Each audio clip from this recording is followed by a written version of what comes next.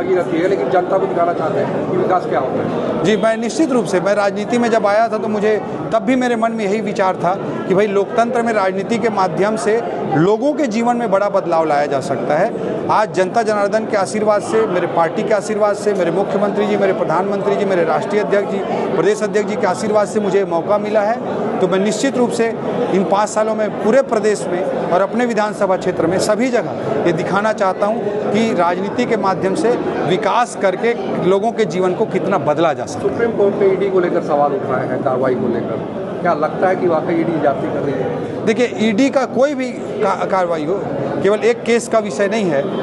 अभी आपने देखा कि पिछले 5 सालों में भी कांग्रेस ईडी पर तरह तरह के सवाल उठाती थी, आरोप लगाती थी। सब ने देखा कि भाई सारे केस, सारे अरेस्टिंग, सारे एविडेंस, सारे सबूत कोर्ट के समक्ष प्रस्तुत किए जाते हैं। अगर सम्माननीय कोर्ट, सम्माननीय न्यायालय 2-2 साल, 3-3 साल तक कोर्ट में, न्यायालय में जमानत नहीं मिल रही है, इसका मतलब एविडेंस है, सब कुछ है। आज उसी का जिस भ्रष्टाचार संस्कृति को इन्होंने बढ़ावा दिया, 10 जनपद का छत्तीसगढ़ को एटीएम बना दिया था, उससे आज मुक्ति मिली है। और निश्चित रूप से कांग्रेस इसीलिए अनर्गल आरोप लगा रही है।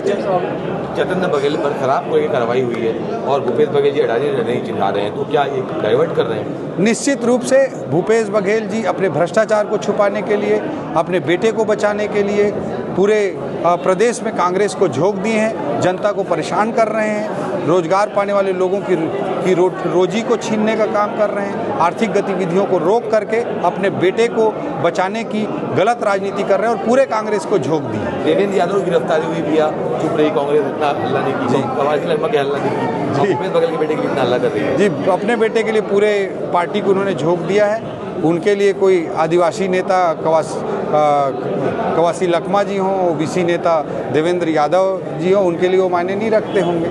एक अंतिम सवाल था कि 5 सालों में भरपाई हो पाएगी जितने घोटाले कांग्रेस ने किए हैं? देखिए, पूरी निष्ठा के साथ आदरणीय मुख्यमंत्री जी के नेतृत्व में हमारी सरकार काम कर रही है।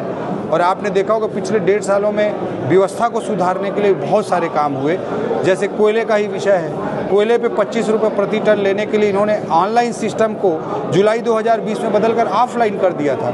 हमारे मुख्यमंत्री जी के पास माइनिंग डिपार्टमेंट है, उन्होंने सरकार बनते ही तत्काल ऑफलाइन सिस्टम को ऑनलाइन किया। हर जगह सिस्टम को सुधारने की कोशिश हो रही है, विकास के कामों को तेज गति प्रदान करने की कोशिश हो रही है और 1.5 सालों में सरकार को काफ़ी सफलता मिली है। 5 सालों में और बहुत सारे अच्छे रिजल्ट आएंगे।